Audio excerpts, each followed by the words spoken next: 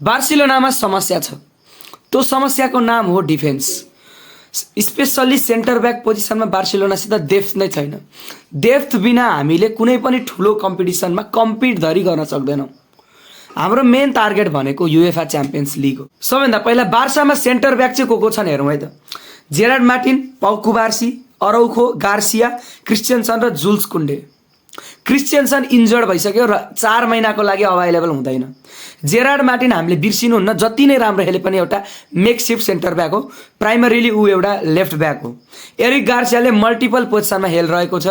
Joule's कुन्डे right back खेल्छ, centre back हो primarily, तर राइट ब्याक खेल्छ। यो हिसाबमा हेर्दाखेरि हामीसित सेन्टर ब्याक मात्रै खेलिरहेको कुबार्सी मात्रै छन्, बाँकी सबले मल्टिपल रोल्सहरू निभाइरहेका छन्।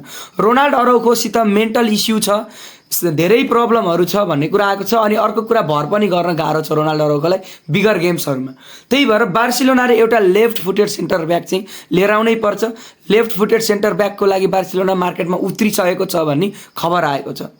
र एउटा ब्लेजिङ इन डिस्गाइज चाहिँ के छ क्रिस्चियनसनको इन्जुरीले भन्दाखेरि, हामीलाई जनवरी ट्रान्सफर विन्डोमा क्रिस्चियनसनको 80% स्यालेरी स्लट युज गरेर जो हामीले नयाँ प्लेयर लिएर आउँछौँ त्यसलाई रेजिस्टर गर्न सक्छौँ।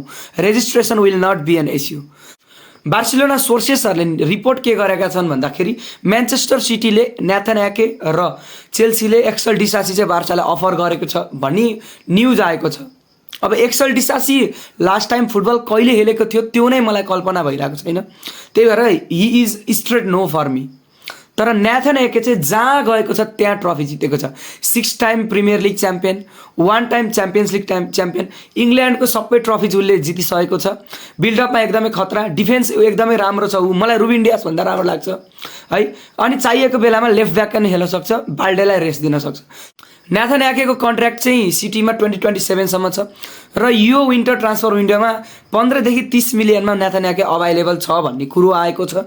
एउटा लोन अफर गर्यो भने बार्सिलोनाले विथ अब्लिगेसन टु बाई सायदै सिटीले नो भन्न सक्छ र पेप गार्डियोलाले प्लेयरलाई अड्काएर राख्दैन भन्ने कुरा हामीलाई थाहा छ। यदि प्लेयरको मन भयो भने Nathan Aké will be a good signing for Barcelona.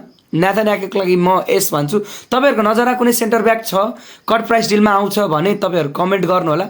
त्यसको बारेमा म कतिको भाइबल छ भिडियो बनाउने नै छु। Thank you. Visca Barça. Merry Christmas.